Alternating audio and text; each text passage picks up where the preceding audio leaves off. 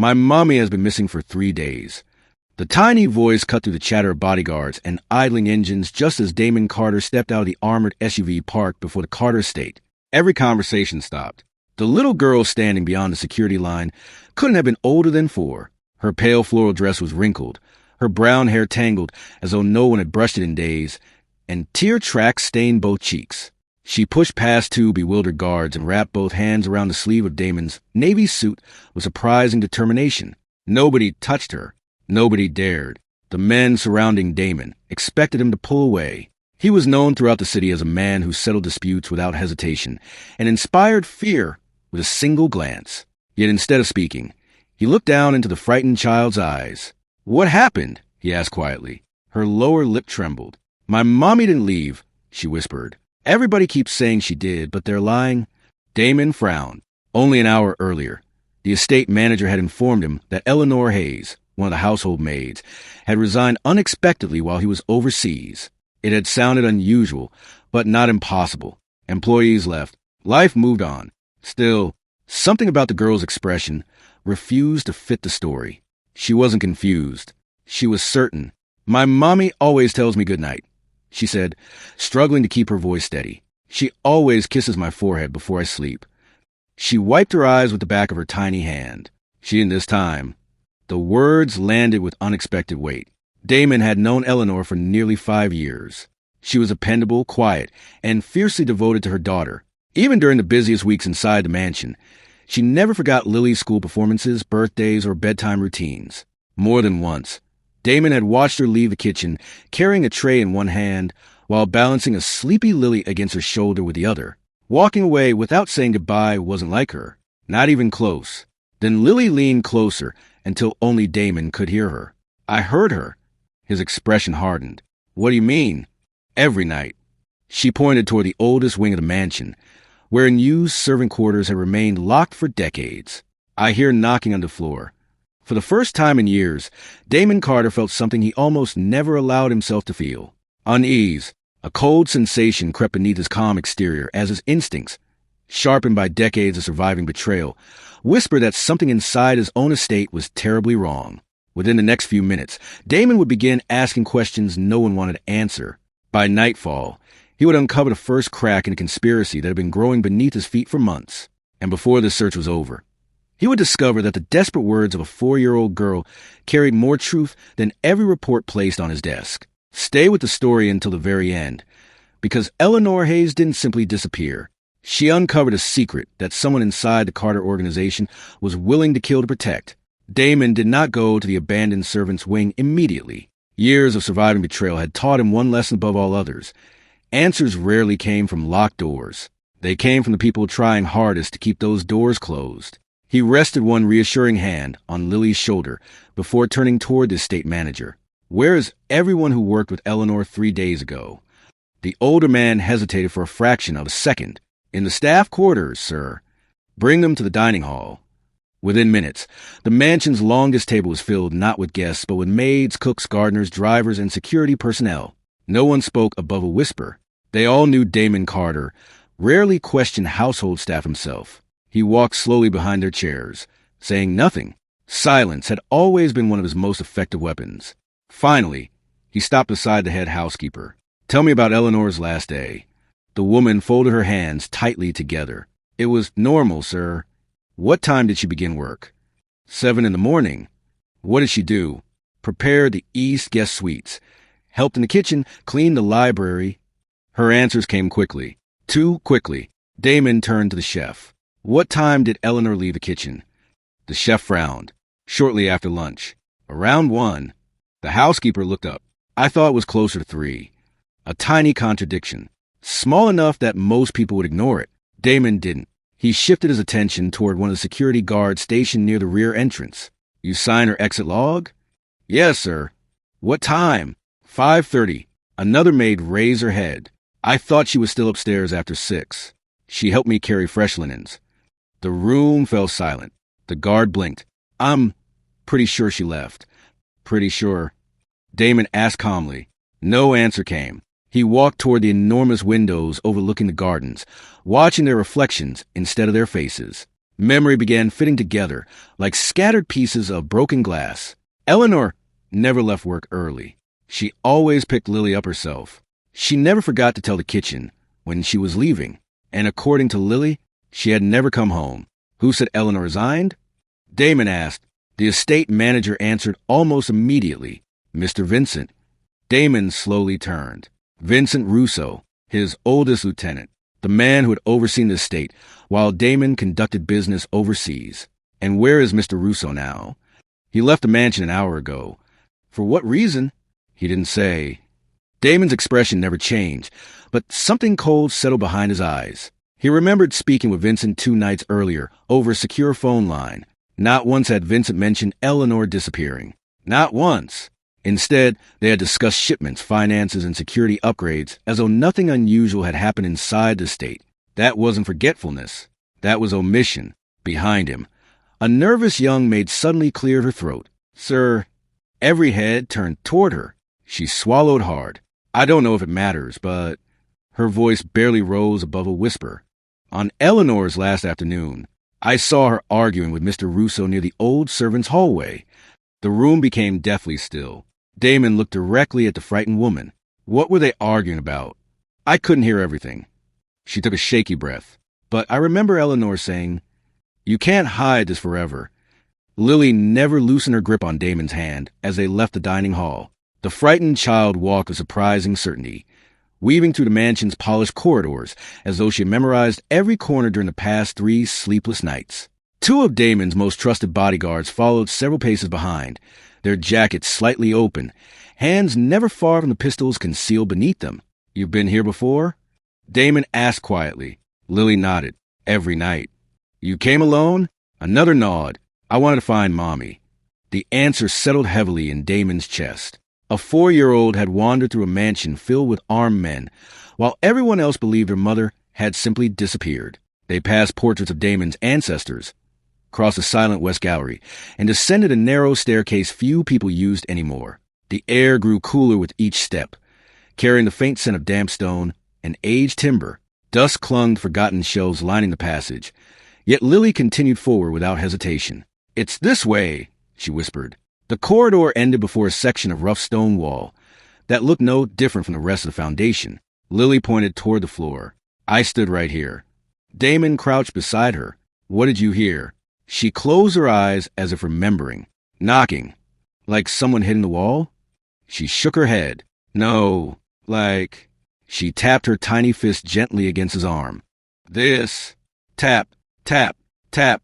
3 slow knocks. A pause. Then 3 more. Not frantic. Patient. As though someone inside knew rescue might still come. One of the guards exchanged an uneasy glance with the other. Damon rested his palm against the cold stone. It was silent now, but something else caught his attention.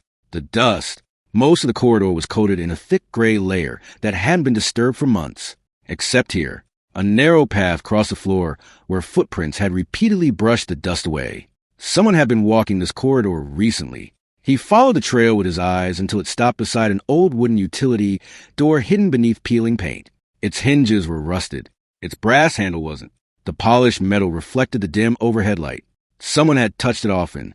Damon reached for the handle. Locked. One of the bodyguards stepped forward with a pry bar from an emergency maintenance cabinet nearby. But Damon raised a hand. "Not yet." He knelt again, studying the lock. Fresh scratches surrounded the keyhole. New. Someone had changed or serviced it within days. His gaze drifted downward once more. Near the base of the door, barely visible against the stone floor, lay a tiny blue button. Lily gasped. "That's Mommy's."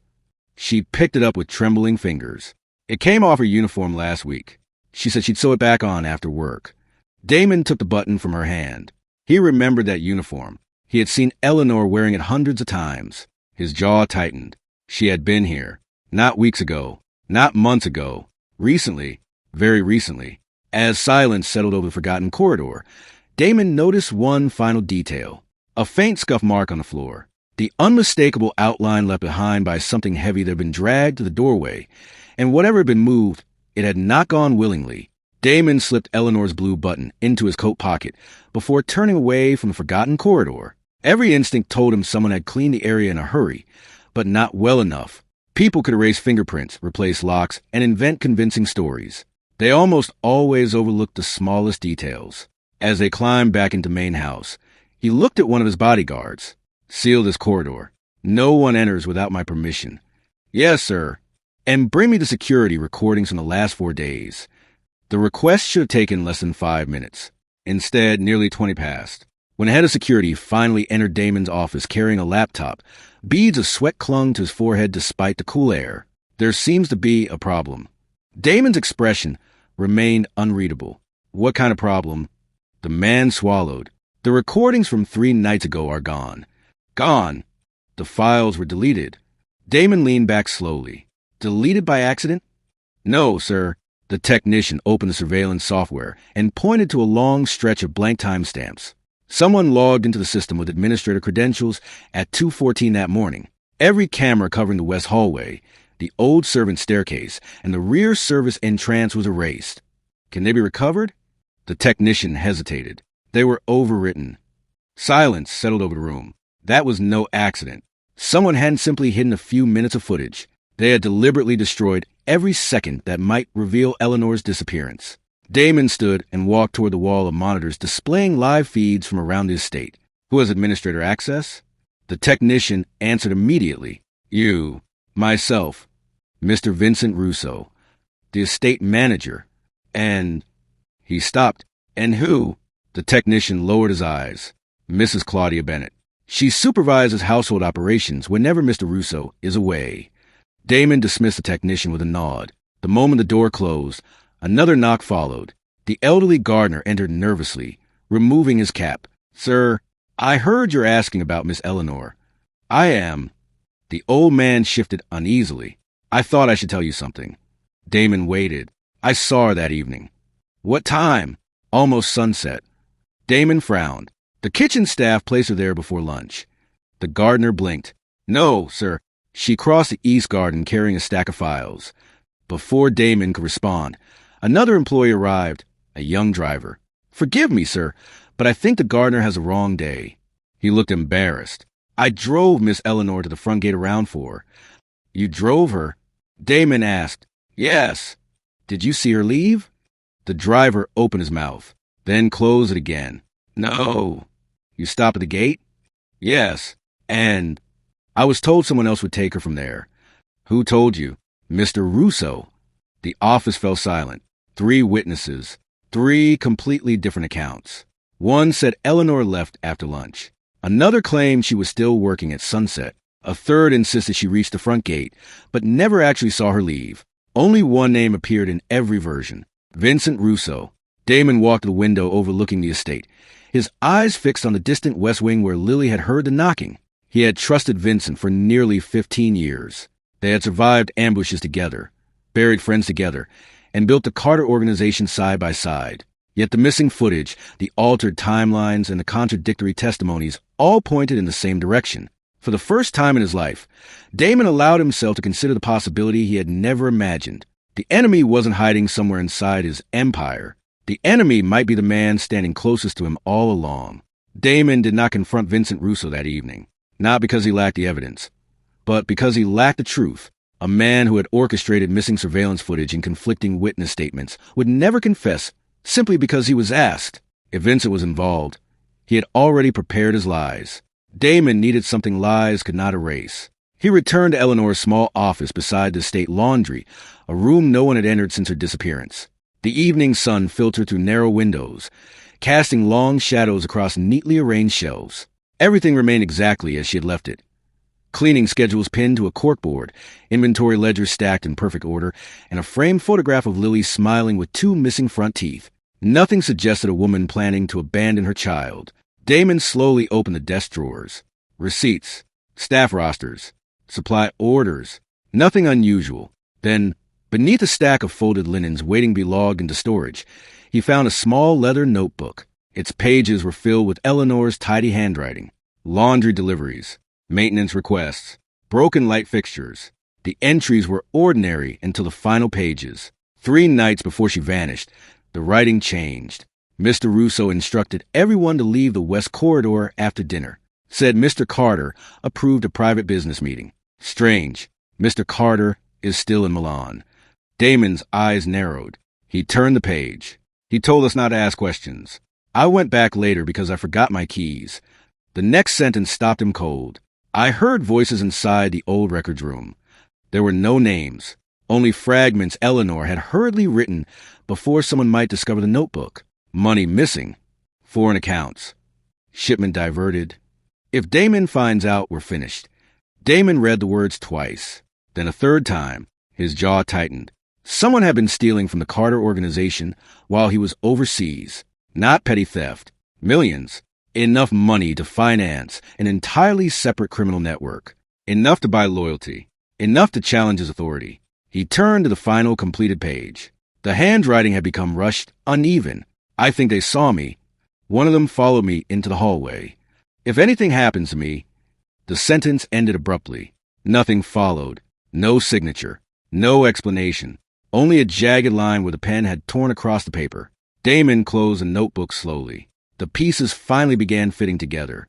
Eleanor hadn't disappeared because she knew too much about housekeeping.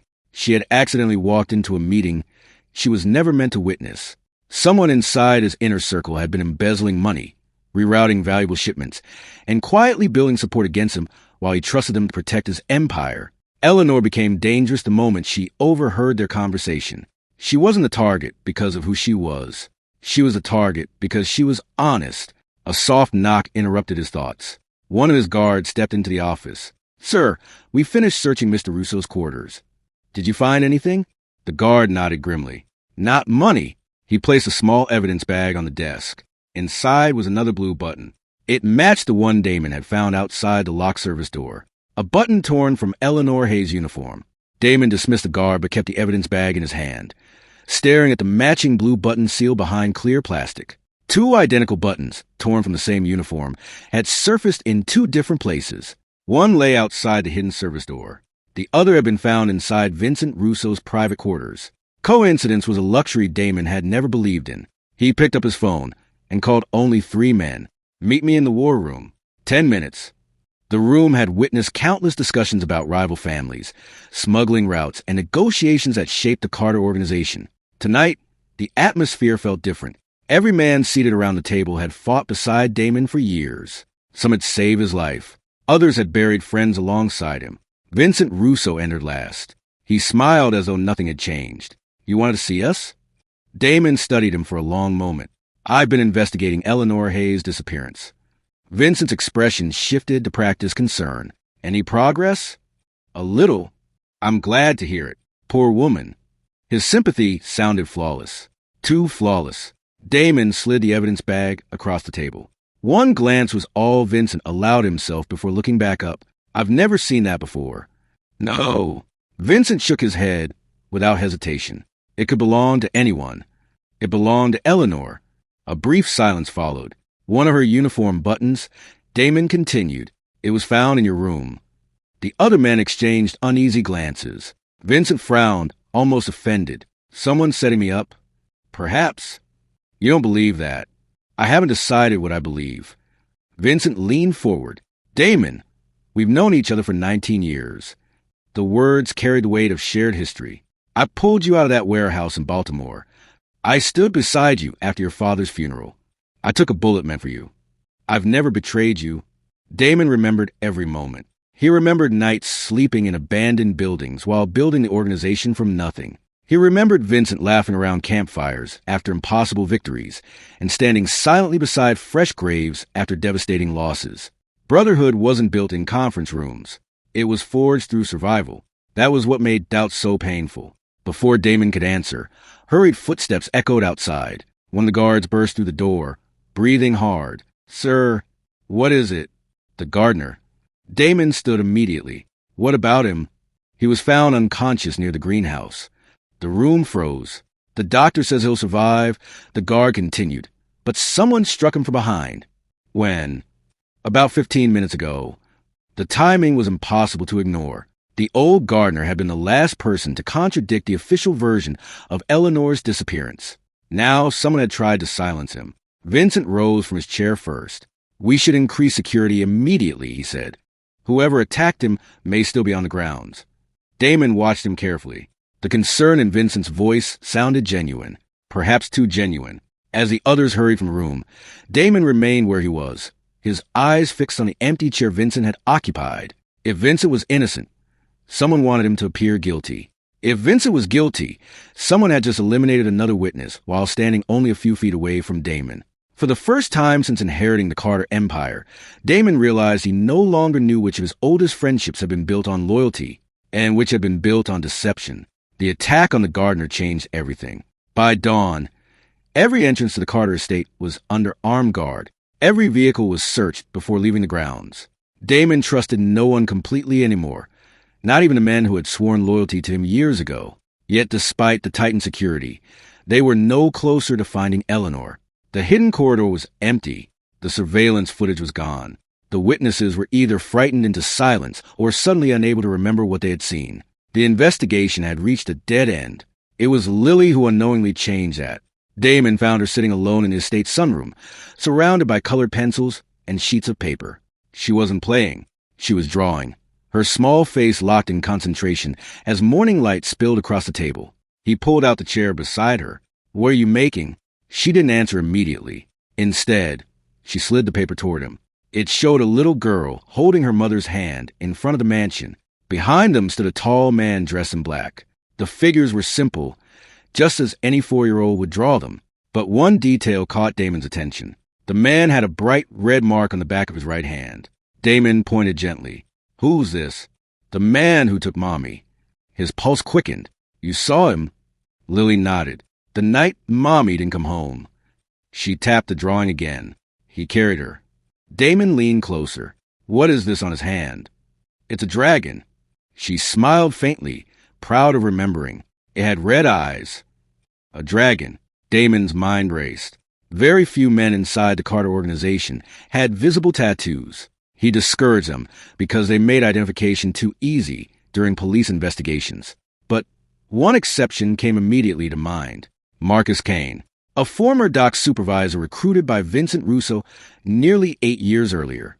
Marcus always wore gloves during assignments.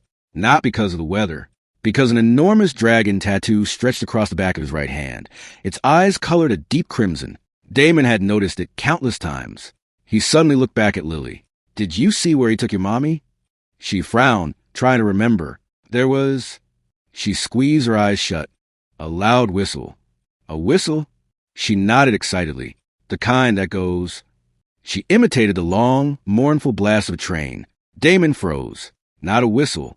A freight locomotive. His thoughts shifted instantly to the old industrial district on the eastern edge of the city, where abandoned warehouses stood beside an inactive rail line still used for overnight cargo transfers. Marcus had supervised those docks before joining the Carter organization. He knew every warehouse, every tunnel, every forgotten building.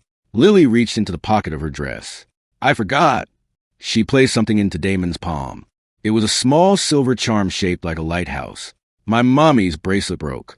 Damon recognized it immediately. The lighthouse wasn't sold locally. It had been crafted for Eleanor by an elderly jeweler whose shop overlooked the abandoned harbor near the freight yards. Marcus knew that neighborhood better than anyone. Damon slowly closed his fingers around the charm. For days, experienced investigators had searched for evidence, questioned witnesses, and analyzed missing records without finding Eleanor. A frightened 4-year-old, armed only with a child's memory and a box of crayons, had uncovered the first real trail. For the second time since Eleanor vanished, Lily had seen what every adult had overlooked. And this time, Damon knew exactly where to begin the hunt. The convoy reached the abandoned freight district just after midnight. Rain drummed against the armored SUVs as Damon Carter studied the sprawling warehouse through a pair of binoculars. Most of the surrounding buildings had long since fallen into ruin, their broken windows staring into darkness like empty eyes. But this one was different. Fresh tire tracks cut through the muddy entrance. A faint glow leaked from a second-floor window. Someone was inside.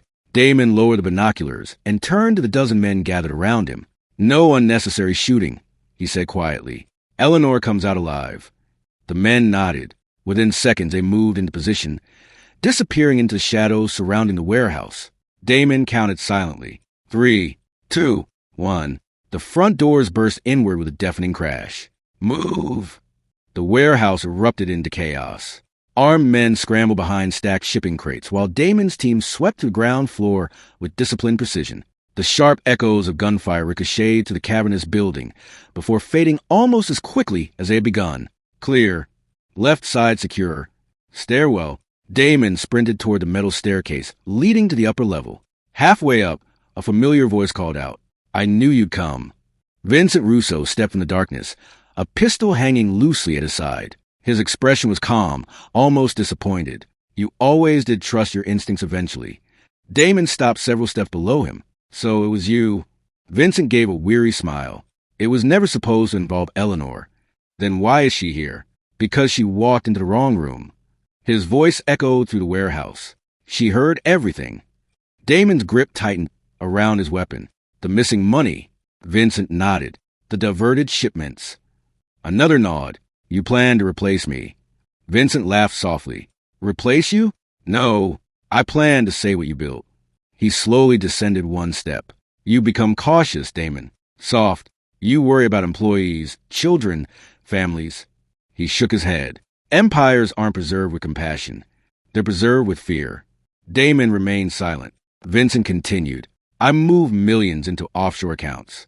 Bought loyalty where yours was fading. By the time you noticed, half your organization would already answer to me. And Eleanor? She overheard one meeting." His smile disappeared. "I offered her a chance to forget." "And when she refused?" Vincent didn't answer. Instead, he looked toward the far end of the warehouse. Two armed men dragged Eleanor into view. Her wrists were bound, her face bruised, but she was standing. The moment she saw Damon, relief flooded her exhausted eyes. Lily had been right. She had been alive all along. Vincent placed one hand on Eleanor's shoulder. "You still have a choice," he said quietly. "Walk away. Forget everything." "We both know I won't." For a long moment, neither man moved. Then Eleanor suddenly stamped backward on the foot of one captor, throwing him off balance. At the same instant, Damon lunged forward. The warehouse exploded into motion. Vincent fired first. The shot missed as Damon drove him sideways into a stack of wooden crates. The pistol skidded across the concrete floor, while the remaining gunmen scattered under the advancing security team. A brief but fierce struggle followed. Within moments, Vincent found himself pinned to the ground, his wrists locked behind his back. The warehouse fell silent, except for Eleanor's uneven breathing. Damon crossed the room and carefully untied the ropes binding her wrists. "You kept your promise," she whispered. He looked at the bruises on her hands, then helped her to her feet. "No," he replied quietly. "My promise isn't complete yet. There's still one little girl waiting to take her mother home." The sun was rising over the Carter estate when the convoy rolled to the front gates. For the first time in 4 days, the mansion no longer felt like a fortress hiding secrets. The tension that had settled over its halls seemed to lift as the vehicles came to a stop beneath the grand entrance. The front door flew open before anyone could announce their arrival. Lily, the little girl, had already spotted a familiar figure stepping from the SUV. She raced barefoot across the marble floor, her tiny legs carrying her faster than anyone could stop her. "Mommy." Eleanor dropped to her knees just in time to catch her daughter in her arms.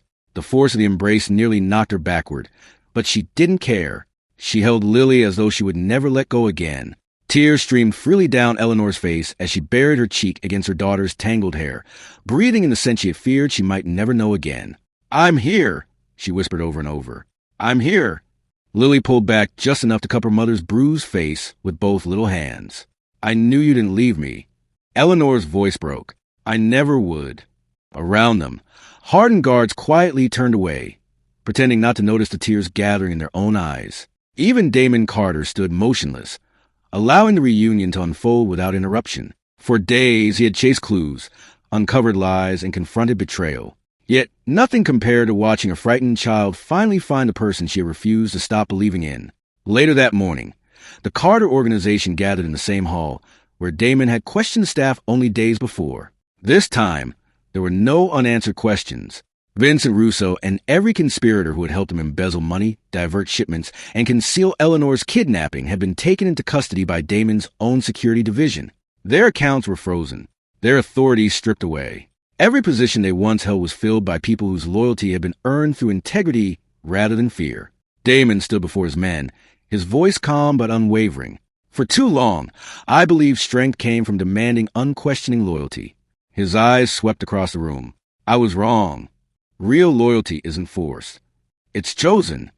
And from this day forward, anyone who abuses the powerless inside this organization will answer to me personally. No one doubted he meant every word. The Carter Empire would survive, but it would never be led the same way again. That evening, as the estate settled into a peace it had not known for days, Damon walked to the gardens and found Eleanor sitting beneath an old oak tree while Lily rested with her head in her lap. The little girl looked up as he approached. Her eyes were no longer filled with fear. Only hope. Damon smiled, something the staff saw so rarely that several paused in quiet surprise. I think someone has been waiting to hear something. Eleanor looked down at her daughter, gently brushing a strand of hair away from her forehead. Then, with tears shining in her eyes and a smile that no longer carried pain, she spoke the words Lily had held on to through every lonely night. Mommy's home. Lily wrapped her arms around her once more, laughing through happy tears. Damon watched in silence, understanding at last that the strongest empire was never measured by the fear it inspired, but by the lives it protected. And it had all begun because one little girl refused to let the truth disappear with her mother's silence.